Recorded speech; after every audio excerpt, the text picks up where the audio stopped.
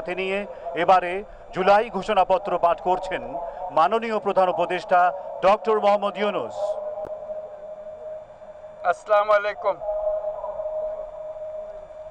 আজকে দেশের নেতৃবৃন্দকে সঙ্গে নিয়ে জাতির যে গুরুত্বপূর্ণ দায়িত্ব পালন করতে আমরা এসেছি, আল্লাহ তার জন্য আমাদের জন্য রহমত বর্ষণ করছেন। আল্লাহর রহমত নিয়ে আমি এই ঘোষণাপত্র পাঠ করব। বিসমিল্লাহির রহমানির রহিম। যেহেতু উপনিবেশ বিরোধী লড়াইয়ের সুদীর্ঘকালের ধারাবাহিকতায় এই ভূখণ্ডের মানুষ দীর্ঘ 23 বছর পাকিস্তানের স্বৈরশাসকদের বঞ্চনা ও শোষণের বিরুদ্ধে রুখে দাঁড়িয়েছিল এবং নির্বিচার গণহত্যার বিরুদ্ধে গণপ্রতিরোধ গড়ে 1971 সালে 26শে মার্চ স্বাধীনতা ঘোষণা করে রক্তক্ষয়ী মুক্তিযুদ্ধের মাধ্যমে জাতীয় মুক্তির লক্ষ্যে বাংলাদেশ রাষ্ট্র প্রতিষ্ঠা করেছিল। এবং যেহেতু বাংলাদেশের আপামর জনগণ দীর্ঘ আন্দোলন সংগ্রামের মধ্য দিয়ে এই ভূখণ্ডে স্বাধীনতার ঘোষণাপত্রে বিবৃত সাম্য, মানবিক মর্যাদা, সামাজিক সুবিচারের ভিত্তিতে উদার গণতান্ত্রিক রাষ্ট্র বিনির্মাণের আকাঙ্ক্ষাকে বাস্তবায়নের জন্য সর্বোচ্চ ত্যাগ স্বীকার করেছে, এবং যেহেতু স্বাধীন বাংলাদেশের 1972 সালের সংবিধান প্রণয়ন পদ্ধতি এর কাঠামোগত দুর্বলতা ও অপপ্রয়োগের ফলে স্বাধীনতা পরবর্তী আওয়ামী লীগ সরকার মুক্তিযুদ্ধের জন আকাঙ্ক্ষা পূরণে ব্যর্থ হয়েছিল এবং গণতন্ত্র ও রাষ্ট্রীয় প্রতিষ্ঠানগুলোর কার্যকারিতা ক্ষুণ্ণ করেছিল। এবং যেহেতু স্বাধীনতা পরবর্তী আওয়ামী লীগ সরকার স্বাধীনতার মূল মন্ত্র গণতান্ত্রিক শাসন ব্যবস্থার বিপরীতে বাকশাল নামে সাংবিধানিকভাবে একদলীয় শাসন ব্যবস্থা কায়েম করে এবং মত প্রকাশ ও বিচার বিভাগের স্বাধীনতা হরণ করে, যার প্রতিক্রিয়ায় 1975 সালের 7ই নভেম্বর দেশের সিপাহী জনতার ঐক্যবদ্ধ বিপ্লব সংগঠিত হয় এবং পরবর্তী সময়ে একদলীয় বাকশাল পদ্ধতির পরিবর্তে বহুদলীয় গণতন্ত্র, মত প্রকাশ ও বিচার বিভাগের স্বাধীনতা পুনঃপ্রবর্তনের পথ সুগম হয়। এবং যেহেতু 80-র দশকে সামরিক স্বৈরশাসনের বিরুদ্ধে দীর্ঘ 9 বছর ছাত্র জনতার অবিরাম সংগ্রামের মধ্য দিয়ে 1990 সালে গণ অভ্যুত্থান সংগঠিত হয় এবং 91 সনে পুনরায় সংসদীয় গণতান্ত্রিক শাসন ব্যবস্থার প্রবর্তন করা হয়। এবং যেহেতু দেশি বিদেশি চক্রান্তে সরকার পরিবর্তনের গণতান্ত্রিক প্রক্রিয়া ব্যাহত হওয়ায় 1/11-র মতো ষড়যন্ত্রমূলক ব্যবস্থার মাধ্যমে বাংলাদেশে শেখ হাসিনার একচ্ছত্র ক্ষমতা, আধিপত্য এবং ফেসিবাদের পথ সুগম করা হয়। যেহেতু দীর্ঘ 16 বছরের ফেসিবাদী অগণতান্ত্রিক গণবিরোধী শাসন ব্যবস্থা কায়েমের লক্ষ্যে এবং একদলীয় রাষ্ট্র ব্যবস্থা প্রতিষ্ঠার অতি উগ্র বাসনা চরিতার্থ করার অভিপ্রায়ে সংবিধানে অবৈধ অগণতান্ত্রিক পরিবর্তন করা হয়, যার ফলে একদলীয় একচ্ছত্র ক্ষমতা ও আধিপত্য প্রতিষ্ঠার পথ সুগম হয়। এবং যেহেতু শেখ হাসিনার আওয়ামী লীগ সরকারের দুঃশাসন, গুম খুন, আইন বহির্ভূত হত্যাকাণ্ড, মত প্রকাশের স্বাধীনতা হরণ এবং একদলীয় স্বার্থে সংবিধান সংশোধন ও পরিবর্তন বাংলাদেশের সকল রাষ্ট্রীয় সাংবিধানিক প্রতিষ্ঠানসমূহকে ধ্বংস করে। এবং যেহেতু হাসিনা সরকারের আমলে তারই নেতৃত্বে একটি চরম গণবিরোধী, একতান্ত্রিক ও মানবাধিকার হরণকারী শক্তি বাংলাদেশকে একটি ফেসিবাদী, মাফিয়া এবং ব্যর্থ রাষ্ট্রের রূপ দিয়ে আন্তর্জাতিকভাবে বাংলাদেশের ভাবমূর্তি ক্ষুণ্ণ করে। এবং যেহেতু তথাকথিত উন্নয়নের নামে শেখ হাসিনার ফেসিবাদী নেতৃত্বে সীমাহীন দুর্নীতি ব্যাংক লুট, অর্থ পাচার ও অর্থনৈতিক প্রতিষ্ঠানগুলিকে ধ্বংসের মধ্যে দিয়ে বিগত পতিত দুর্নীতিবাজ আওয়ামী লীগ সরকার বাংলাদেশও এর অমিত অর্থনৈতিক সম্ভাবনাকে বিপর্যস্ত করে তোলে এবং পরিবেশ, প্রাণ বৈচিত্র্য ও জলবায়ুকে বিপন্ন করে। এবং যেহেতু শেখ হাসিনার ফ্যাসিস্ট সরকারের বিরুদ্ধে রাজনৈতিক দল, ছাত্র শ্রমিক সংগঠন সহ সমাজের সর্বস্তরের জনগণ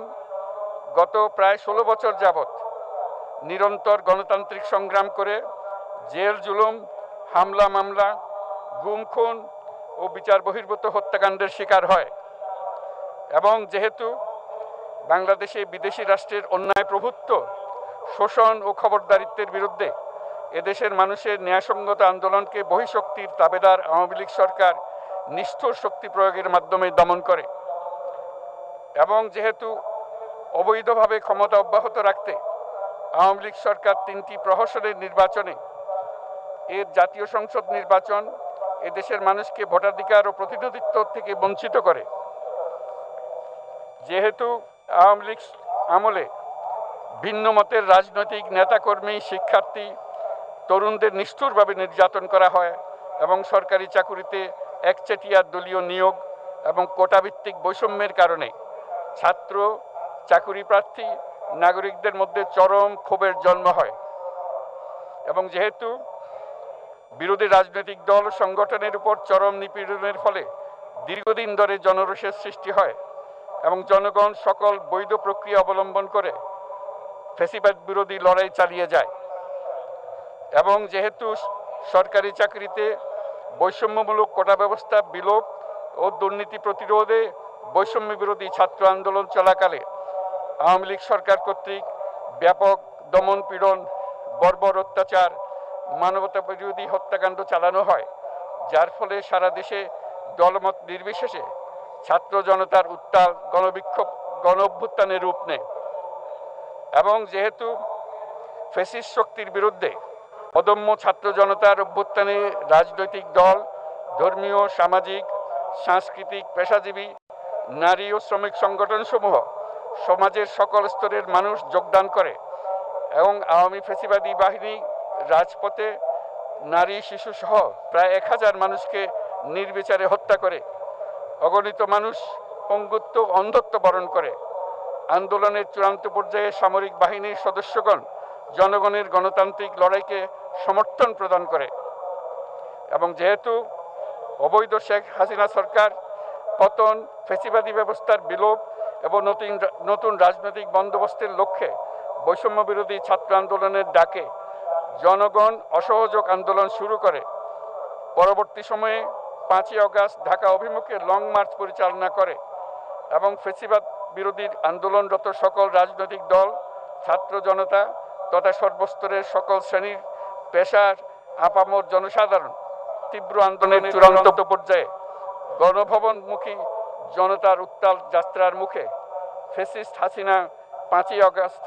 2024 তারিখে পদত্যাগ করে দেশ ছেড়ে পালিয়ে যেতে বাধ্য হয়। এবং যেহেতু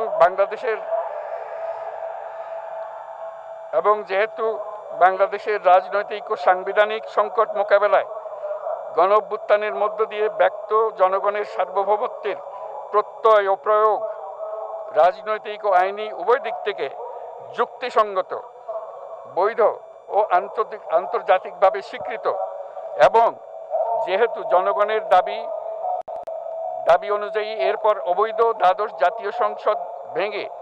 ভেঙে দেওয়া হয় এবং সংবিধানের 106 অনুচ্ছেদ অনুসারে সুপ্রিম কোর্টের মতামতের আলোকে সাংবিধানিকভাবে ডক্টর মোহাম্মদ ইউনূসের নেতৃত্বে 8ই আগস্ট 2024 তারিখে একটি অন্তর্বর্তীকালীন সরকার গঠন করা হয়। এবং যেহেতু বাংলাদেশের সর্বস্তরের জনগণের ফ্যাসিবাদ বিরোধী তীব্র আকাঙ্ক্ষা এবং ছাত্র জনতার অভ্যুত্থানের মধ্য দিয়ে ফ্যাসিবাদ, বৈষম্য, দুর্নীতিমুক্ত সমাজ ও রাষ্ট্র বিনির্মাণের অভিপ্রায় প্রকাশিত হয়, সেই হেতু বাংলাদেশের জনগণ সুশাসন ও সুষ্ঠু নির্বাচন, ফ্যাসিবাদী শাসনের পুনরাবৃত্তি রোধ, আইনের শাসন, অর্থনৈতিক ও সামাজিক ন্যায়বিচার নিশ্চিত করার লক্ষ্যে নিয়মতান্ত্রিক উপায়ে বিদ্যমান সংবিধান ও সকল রাষ্ট্রীয় সাংবিধানিক প্রতিষ্ঠানের গণতান্ত্রিক সংস্কার সাধনের অভিপ্রায় ব্যক্ত করে এবং সেহেতু বাংলাদেশের জনগণ বিগত 16 বছরের দীর্ঘ ফ্যাসিবাদ বিরোধী আন্দোলন সংগ্রামকালে এবং 2024 সালের জুলাই গণঅভ্যুত্থানকালীন সময়ে ফ্যাসিস্ট আওয়ামী লীগ সরকার কর্তৃক সংগঠিত গুম খুন হত্যা গণহত্যা মানবাধিকার বিরোধী অপরাধ ও সকল ধরনের নির্যাতন নিপীড়ন ও রাষ্ট্রীয় সম্পত্তি লুণ্ঠনের অপরাধ সমূহের দ্রুত উপযুক্ত বিচারের দৃঢ় অভিপ্রায় ব্যক্ত করছে। সেহেতু বাংলাদেশের জনগণ জুলাই জনগণের সকল শহীদদের জাতীয় বীর হিসেবে ঘোষণা করে শহীদদের পরিবার, আহত যোদ্ধা এবং আন্দোলনকারী ছাত্র জনতাকে প্রয়োজনীয় সকল আইনি সুরক্ষা দেওয়ার অভিপ্রায় ব্যক্ত করেছে এবং সেহেতু বাংলাদেশের জনগণ যুক্তিসঙ্গত সময়ে আয়োজিতব্য অবাধ ও সুষ্ঠু ও নিরপেক্ষ একটি নির্বাচনের মাধ্যমে গঠিত জাতীয় সংসদে প্রতিশ্রুত প্রয়োজনীয় সাংবিধানিক সংস্কারের মাধ্যমে দেশের মানুষের প্রত্যাশা বিশেষত তরুণ প্রজন্মের আকাঙ্ক্ষা অনুযায়ী আইনের শাসন ও মানবাধিকার, দুর্নীতি, শোষণমুক্ত, বৈষম্যহীন ও মূল্যবোধ সম্পন্ন সমাজ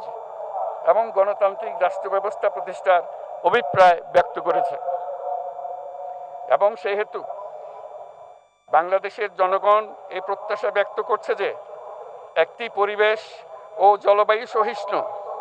অন্তর্ভুক্তিমূলক, টেকসই উন্নয়ন কৌশলের মাধ্যমে বর্তমান ও ভবিষ্যৎ প্রজন্মের অধিকার সংরক্ষিত হবে এবং সেহেতু বাংলাদেশের জনগণ এই অভিপ্রায় ব্যক্ত করছে যে ছাত্র গণঅভ্যুত্থানের 2024-এর উপযুক্ত রাষ্ট্রীয় সাংবিধানিক স্বীকৃতি প্রদান করা হবে এবং পরবর্তী নির্বাচনে নির্বাচিত সরকারের সংস্কারকৃত সংবিধানের তফসিলে এই ঘোষণাপত্র সন্নিবেশিত করা হবে এবং 5ই আগস্ট 2024 সালে গণঅভ্যুত্থানে বিজয়ী বাংলাদেশের জনগণের আকাঙ্ক্ষার প্রতিফলন হিসেবে এই ঘোষণা প্রণয়ন করা হলো। জাতির সার্বিক মঙ্গল কামনা করে আমি জুলাই ঘোষণাপত্র আপনাদের সবার সামনে উত্থাপন করলাম। আল্লাহ